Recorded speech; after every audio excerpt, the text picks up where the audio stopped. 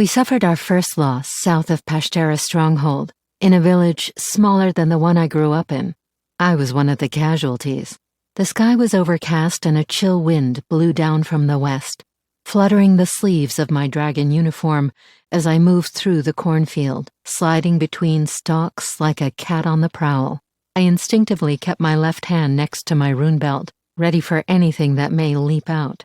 Our target was the barn up ahead, its shingles faded and thin with age. Jax was approaching from the left, a warm bowl of concentration that I felt in the back of my head, thanks to the quintillade bond. Ryan was somewhere beyond that, too far to make out from our bond beyond a faint sensation of exhaustion. Stay silent, I thought, as I stalked forward. We cannot be discovered too soon. The cornfield ended in an abrupt line, leaving 10 paces of open ground where there would be no cover. I approached the side of the barn on swift, silent feet, leaning my shoulder against the faded red paint. I paused to listen.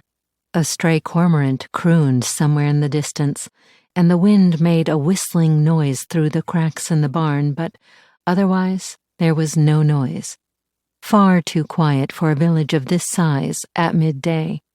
Slowly I moved along the side of the barn. The soft dirt kept my approach stealthy as I shifted my weight from one leg to the other in gradual degrees, everything careful and deliberate. The faint smell of hay tickled my nose, and I prayed I wouldn't sneeze. When I reached the edge of the barn, I stopped, held my breath, and peered around the corner. Movement made me jerk back behind cover. Then I leaned around again, slower this time. I let out my breath when I recognized who it was.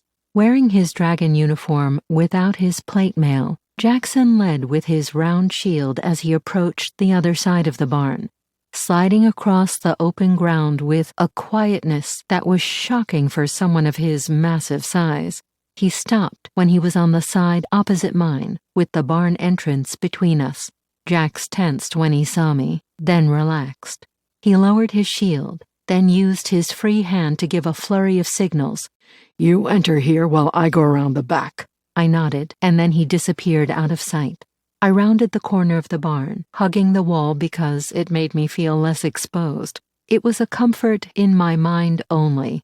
Anyone could see me from here, but Jax had come from this general direction, so I had to think it was clear of enemies. I had to believe I was safe.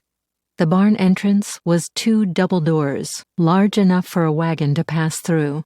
One was opened a crack, wide enough for a child to squeeze through, but not an adult. I eyed the hinges with unease. Opening it any wider would make a lot of noise. Anyone inside would know instantly it could be a death trap, but there was no other way. This was the plan. No matter how hastily it had been decided, I had to trust Jax would do his part from the back or hope that the barn was empty. I imagined Jax moving around the other side of the structure. How long would it take him to reach his spot? He should be at the far corner by now. I didn't know where the back door was, if any existed, but he was likely in position. Time to attack. Without thought, I grabbed the edge of the door and threw it open. The pungent scent of hay and manure hit me in the face. To my surprise, the door made no noise. It swung easily on well-greased hinges. But it didn't matter because our enemies were ready and waiting.